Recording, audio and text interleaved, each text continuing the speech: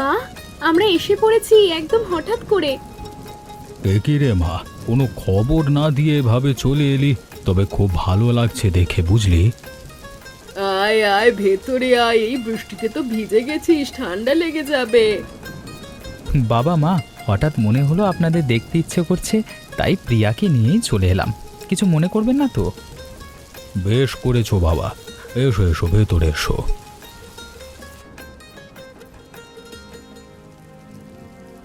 এ কি হলো গো, জামাই এসেছে, বাড়িতে তো ভালো কিছুই নেই।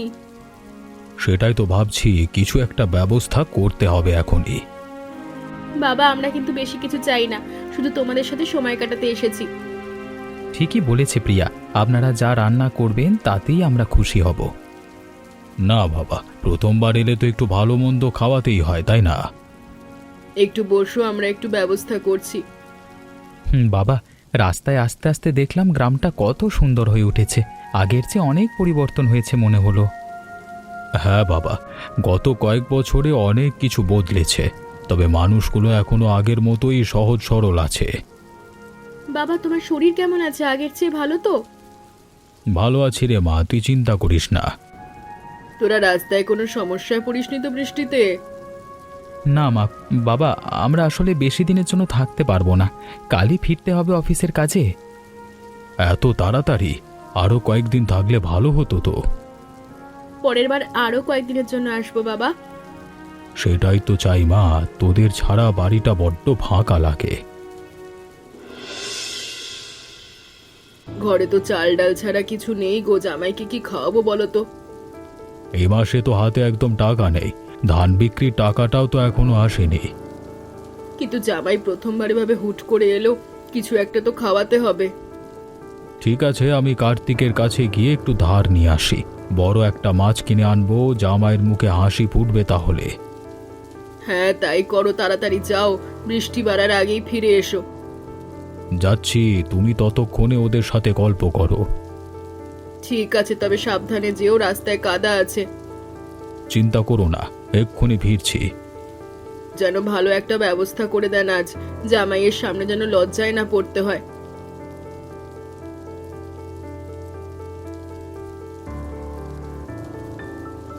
মা বাবা কোথায় গেল?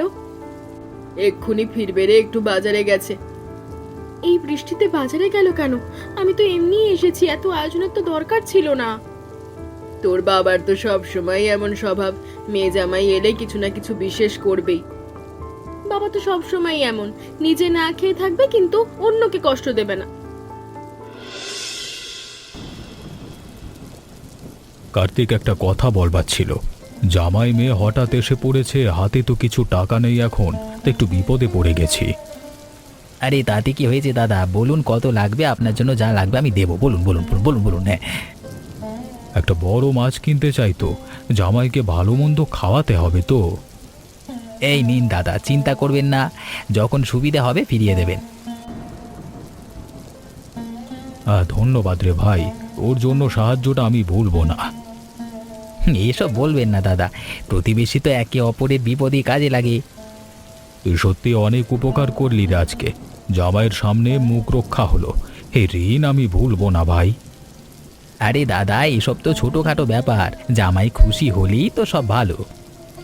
আচ্ছা, আমি তাহলে এখন বাজারের দিকে যাই। যান দাদা, সাবধানে যাবেন, বৃষ্টিটা আবার বাড়ছে, মানে বেড়েছে।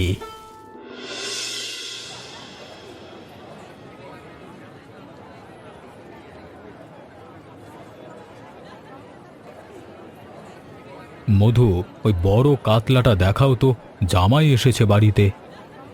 এই দেখুন দাদা, একদম টাটকা, আজকে সকালেই ধরা, জামাই খুশি হয়ে যাবে দেখবেন। বাহ, দারুণ মাছ তো, দাম কত হবে বলো? এই সাইজের মাছ ভালোই দাম পড়বে দাদা, তবে আপনার জন্য একটু কমই রাখছি। ধন্যবাদ ভাই, ভালো করে কেটে দাও তো। জামাই প্রথমবার এসছে বুঝি বাড়িতে?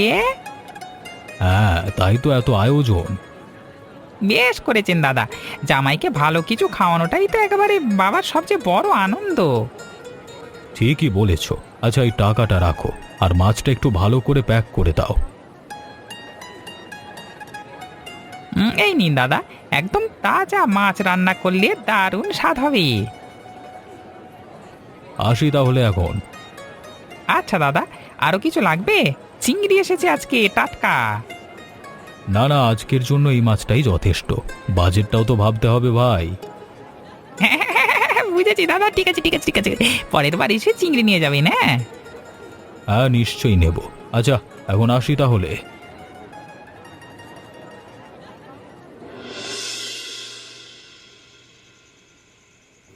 দেখো তো কেমন বড় মাছ এনেছি। বাবারে, এত বড় মাছ! আজ তো জমিয়ে রান্না হবে। বাবা, তুমি না সব সময় আমাদের জন্য এরকম করো। মেয়ে জামাই এলে বাবার মন তো এমনই হয় রে মা। বাবা, এত কষ্ট করবার কি দরকার ছিল? আমরা তো যা আছে তাতেই খুশি। আরে না বাবা, তোমার জন্য এটুকু তো করতেই হয়। চল প্রিয়া, রান্নাঘরে চল, রান্নাটা শুরু করি। চলো মা, আমিও সাহায্য করি তোমাকে। আমিও কিছু একটা করতে পারি কি? এভাবে বসে থাকতে ভালো লাগছে না। না বাবা, তুমি অতিথি, তুমি বিশ্রাম করো। হ্যাঁ, আমরাই সব সামলে নিচ্ছি। তাহলে আমি একটু বাইরে গিয়ে বসি, প্রকৃতিটা উপভোগ করি একটু। যাও বাবা, বারান্দায় বসে বৃষ্টি দেখো, ভালো লাগবে। ধন্যবাদ বাবা। এত ভালো ছেলে জামাই হিসেবে পেয়ে আমি সত্যিই ভাগ্যবান। ঠাকুমা, আমার খুব খিদে পেয়েছে গো, সকাল থেকে কিচ্ছু খাইনি। জানি রে দাদু ভাই, একটু সহ্য কর। কোথাও থেকে কিছু একটা ব্যবস্থা করতে তুই চিন্তা করিস না সোনা। কোথায় যাচ্ছি আমরা ঠাকুমা? রঞ্জন বাবুর বাড়ির দিকে যাচ্ছি, ওনারা তো ভালো মানুষ, হয়তো সাহায্য করবেন। ঠাকুমা, আবার কারোর কাছে যাইতে হবে? কি করব বলতো, তোকে না খাইয়ে তো আমি থাকতে পারবো না। চল আর একটু হাঁটি। ঠাকুমা, তুমিও তো সেই সকাল থেকে কিচ্ছু খাওনি, তুমি ঠিক আছো তো? আমি ঠিক আছি দাদু ভাই, তুই খেলেই আমার পেট ভরবে। ঠাকুমা, আমাদেরকে সবসময় এভাবেই চলতে হবে? না রে সোনা, ঠাকুর নিশ্চয়ই আমাদের দিকে মুখ তুলে চাইবেন। চল এখন। আচ্ছা ঠাকুমা, চলো। নিশ্চয়ই একটা রাস্তা দেখাবেন আমাদের, তুই দেখিস। ঠাকুমা, আমরা কি নিরঞ্জন দাদুর বাড়িতেই যাচ্ছি? উনি তো ভালো মানুষ, আগেও তো একবার সাহায্য করেছিলেন। হ্যাঁ রে, ওনার কাছেই যাচ্ছি, আশা করি আজও নিরাশ করবেন না। ঠাকুমা, ওই তো দূরে বাড়িটা দেখা যাচ্ছে, চলো আর একটু জোরে হাঁটি। চল রে দাদু ভাই, আর একটু সময় লাগবে।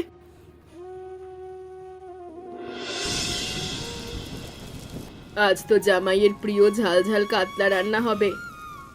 মা, সৌরভ কিন্তু মাছের মাথা পছন্দ করে, ওটা আলাদা করে রেখো। রাখবো রাখবো, তোর জামাইয়ের সব পছন্দেরই তো রাখবো। এই মাছটা দিয়ে তো অন্তত ৩-৪টে পদ হয়ে যাবে।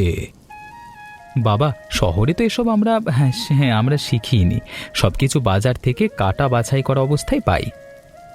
সে তো শহরের সুবিধা বাবা, গ্রামে তো নিজের হাতেই সব করতে হয়। সৌরভ বাবা, তুমি কি ঝাল বেশি পছন্দ করো না কম? মা, আমি তো একটু ঝাল ভালোবাসি, তবে আপনি যেভাবে রান্না করবেন সেটাই ভালো লাগবে। মা, ওকে একটু ঝাল করেই দিও, ঝাল খেতে ভালোবাসে। ঠিক আছে মা, তাহলে ওরমই বানাবো। তোমরা রান্না শুরু করো। ঠিক আছে, তাহলে এই সবজিগুলো একটু কেটে দাও, আমি ততক্ষণে মাছটা ভাজি। এই তো শুরু হলো, এক্ষুনি হয়ে যাবে। বাবা, তুমি তো আসলে রান্নাঘরেও দক্ষ, মায়ের সঙ্গে সবসময় বুঝি এভাবে সাহায্য করো। করি রে মা, তোর মা একা একা সব সামলাতে পারে না তো। সৌরভও ঠিক বাবার মতন, আমাকে সব সময় সাহায্য করে। বাবু বাড়িতে আছেন? বাবু একটু বাইরে আসুন না। সরলা, এই বৃষ্টিতে তুমি আর বাবলু কি হয়েছে বলো তো? বাবু, ঘরে আজ কিছু নেই খাওয়ার মতন, সকাল থেকে বাবলুটাও না খেয়ে আছে। ভাবলাম আপনাদের কাছে একটু সাহায্য চাই। দাদু, আমার খুব খিদে পেয়েছে। আহারে, তোমরা ভেতরে এসো তো আগে, এভাবে বৃষ্টিতে দাঁড়িয়ে থেকো না। না বাবু, আমরা এখানেই ঠিক আছে, শুধু একটু খাবার দেন। না না, ভেতরে এসো, বাইরে দাঁড়িয়ে কথা বলা যায় না। বাবু, আপনাদের বাড়িতে তো মেয়ে জামাই এসেছে, আমরা এভাবে বিরক্ত করতে চাইনি। বিরক্ত কিসের কথা বলছো সরলা? আর তুমিও তো এই গ্রামেরই মানুষ, আমাদেরই তো একজন। ঠাকুমা, ভেতরে যাই চলো, খুব ঠান্ডা লাগছে। আচ্ছা বাবু, তাহলে একটু ভেতরে বসি। এই তো, এসো এসো এসো।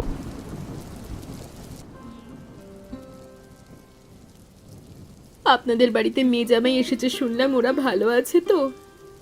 হ্যাঁ ভালো আছে, ওরাও ভেতরেই আছে। তুমি বসো বাবলু। বাবলু তুই এখানে বস, একটু গরম কিছু আনছি তোর জন্য। ধন্যবাদ দাদু। তুই তো খুব মিষ্টি ছেলে রে, দেখি তো ভালো লাগে। ও তো সবসময় এমন মিষ্টি স্বভাবের বাবু।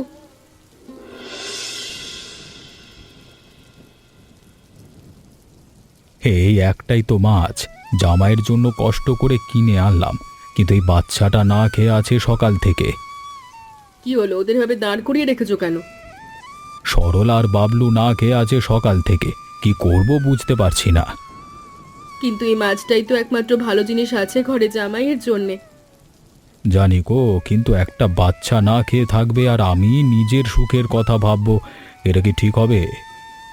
তুমি যা ভালো বোঝো করো, মানুষের প্রাণের চেয়ে বড় কিচ্ছু হয় না। ঠিক আছে, আমি মাছটা ভাগ করে দিচ্ছি। ঠিক আছে, তুমি যেটা ভালো মনে করো সেটাই করো। জামাই যদি রাগ করে তাহলে করবে, কিন্তু এই মুহূর্তে একটা বাচ্চার খিদে মেটানোটাই আমার কাছে বড় মনে হচ্ছে। জামাই তো ভালো ছেলে, মনে হয় নিশ্চয়ই বুঝবে। সে আশাই করছি। চলো রান্নাঘরে যাই। তুমি সব সময় ঠিক সিদ্ধান্তই নাও, আমার তোমার উপর পুরো বিশ্বাস আছে। ধন্যবাদ গো, তোমার এই সমর্থনটাই আমার সবচেয়ে বড় শক্তি। মানুষের মুখে হাসি ফোটানোর চেয়ে বড় পুণ্য আর কি হয়? সরলা, এই নাও, অর্ধেকটা তোমাদের জন্য। না না বাবু, এত বড় মাছ আপনার জামাইয়ের জন্য কেনা, আমি নিতে পারবো না। নাও বলছি, তোমার নাতি না খেয়ে আছে, এটা তো নেওয়াই উচিত। সত্যি আমরা মাছ পাবো ঠাকুরদা? পাবি রে দাদু ভাই, আজকে পেট ভরে খাবি। বাবু, আপনার এই উপকার আমি কখনো ভুলবো না। এসব বলতে হয় না সরলা, যাও এবার গিয়ে রান্না করে খাইয়ে দাও বাবলুকে। ধন্যবাদ গো। যা রে দাদু ভাই, সাবধানে বাড়ি ফের। বাবু, একটা কথা বলার ছিল, বাবলুর স্কুলের বেতনটাও কিছুদিন পরে দিতে হবে। চিন্তা করো না, আমি দেখছি ওটা দিয়ে কি করা যায়। কালকে সকালে একবার এসো। ধন্যবাদ বাবু, আপনার এই উপকার ভুলবো না।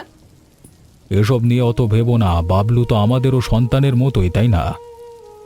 আপনার মতো মানুষ পেয়ে আমরা ধন্য বাবু। যাও যাও যাও, এবার রান্না করে খাইয়ে দাও বাবলুকে, বেশি রাত করো না। ঠিক আছে বাবু, আসি তাহলে। বাবা, নিজের জন্য কেনা মাছটাও ভাগ করে দিলেন। এমন মানুষ তো আজকাল দেখাই যায় না। কি দেখছো এত মনোযোগ দিয়ে? প্রিয়া, দেখো তো বাইরে তোমার বাবা কি করলেন। বাবা তো সবসময় এমন, নিজের কষ্ট হলেও অন্যের বিপদে এগিয়ে যান। সত্যি এত অভাবের মধ্যেও এমন এমন মন। আমার তো কিছু একটা করা উচিত এখন। কি ভাবছো তুমি? একটু অপেক্ষা করো, আমি এক্ষুনি আসছি। কোথায় যাচ্ছো এই বৃষ্টিতে? দেখোই না, একটা সারপ্রাইজ দেব। কি সারপ্রাইজ বলো তো? এখনই বলে দিলে তো মজাটাই থাকবে না, একটু অপেক্ষা করো। তুমি সবসময় এরকম রহস্য করে কথা বলো কেন? একটু ধৈর্য ধরো, দেখবে কি করি এখন। ঠিক আছে, যাও তাহলে, আমি এখানে অপেক্ষা করছি। প্রিয়া, তোমার বাবাকে দেখে আজকে আমি নতুন করে জীবনের মানে বুঝলাম। বাবা তো সবসময় এমন, তুমি ঠিকই বলেছো। আজকে আমিও কিছু একটা করতে চাই তোমার বাবার মতো। কি করবে বলো তো? রতন, গাড়ির ডিকিতে যে বাজারটা ছিল সেটা একটু বের করো তো। এখনই বের করবো দাদাবাবু, বৃষ্টির মধ্যে? হ্যাঁ, এখনই দরকার, তাড়াতাড়ি করো। এ কি বাবা, এত বাজার তুমি সাথে করে নিয়ে এসেছিলে? মানে বাবা, আসলে আপনাদের জন্য কিছু জিনিস আনতে চেয়েছিলাম, কিন্তু এখন মনে হচ্ছে শুধু আমাদের জন্য না, পুরো গ্রামের জন্যই কিছু করা উচিত। সে কি বাবা, পুরো গ্রাম মানে? হ্যাঁ মা, আজকে রাতে পুরো গ্রামকে নিমন্ত্রণ করব আমরা। বাবা যেমন নিজের ভাগেরটা অন্যকে দিয়ে দিলেন, আমিও চাই সবাই মিলে একসাথেই খাই আজকে। সৌরভ, তুমি সত্যি অসাধারণ মানুষ। বাবা, তুমি এটা করলে আজকে, আমি তো ভাবতেই পারিনি। বাবা, আপনি নিজের ভাগেরটা অন্যকে দিয়ে দিলেন, আমি তো শুধু একটু বাজার এনেছি মাত্র। তোমার মতো জামাই পেয়ে আমরা ভাগ্যবান। দাদাবাবু, আর কি কি নামাবো বলেন তো, সব তো রেডি করে দিচ্ছি। সবই নামাও রতন, আজকে গ্রামের সবাইকে ডাকতে হবে। দাদাবাবু আপনি সত্যি অন্যরকম মানুষ, এমন উদারতা কমই দেখেছি। আরে না না রতন, বাবা যা করলেন তার কাছে এটা তো কিছুই না। তুমি আমার মেয়ের জন্য সত্যিই সঠিক মানুষ বাবা। আশীর্বাদ করি ওপরওয়ালা তোমাদের মঙ্গল করুক। তুমি যেন সারা জীবন এভাবে অসহায়দের পাশে দাঁড়াতে পারো। বাবা তুমি এটা বললে আমার মন ভরে গেল। চলো এবার সবাই মিলে গ্রামের মানুষদের ডাকতে যাই। হ্যাঁ চলো, দেরি করলে চলবে না। রান্নাটাও তো শুরু করতে হবে বেশি করে। আমি আর সৌরভ মিলে ডেকে আনছি সবাইকে, তোমরা রান্নার আয়োজন করো। ঠিক আছে চলো প্রিয়া, একসাথে গিয়ে সবাইকে খবর দিই। চলো, আজকের রাতটা সত্যি স্মরণীয় হয়ে যাচ্ছে। নিশ্চয়ই হবে, তাড়াতাড়ি চলো। আজকের এই রাতটা আমার জীবনের সবচেয়ে স্মরণীয় রাত হয়ে থাকবে। বাবা, আপনি আজকে আমাকে শিখিয়ে দিলেন সত্যিকারের বড় মানুষ হতে টাকার দরকার হয় না, মনের দরকার হয়। ঠাকুরদা আজকে এত মজার মাছ খেলাম, জীবনে এত ভালো খাবার খাইনি। বাবু আপনাদের এই ভালোবাসা আমি কখনো ভুলবো না। আমার আপন কেউ থাকলেও হয়তো তো সাহায্য করতো না। না আপনার জামাই এবারে রমরমার বাজার আয়োজন করে ফেলে না, হেভি হয়েছে, দারুণ লাগছে। সত্যি তো এমন সন্ধ্যা তো গ্রামে আগে কখনো আসেনি। আজ বুঝলাম ভাগ করে খাওয়ার আনন্দই আসল আনন্দ। আজকের এই দিনটা আমাদের বিয়ের চেয়েও বেশি মনে রাখার দিন বলে মনে হচ্ছে। বাবলু, তুই বড় হয়ে কি হতে চাস? আমি বড় হয়ে তোমার মতো হতে চাই দাদা, যে সবাইকে ভালোবাসে। তুই নিশ্চয়ই হবি রে, তোর মনটাই তো সবচেয়ে সুন্দর। নিরঞ্জন দাদা, আপনার ধারে টাকা তো আজকে শোধ হয়ে গেল বলা যায়, আনন্দটাই তো আসল সুদ। ঠিকই বলেছ ভাই, এমন আনন্দের কোনো দাম হয় না।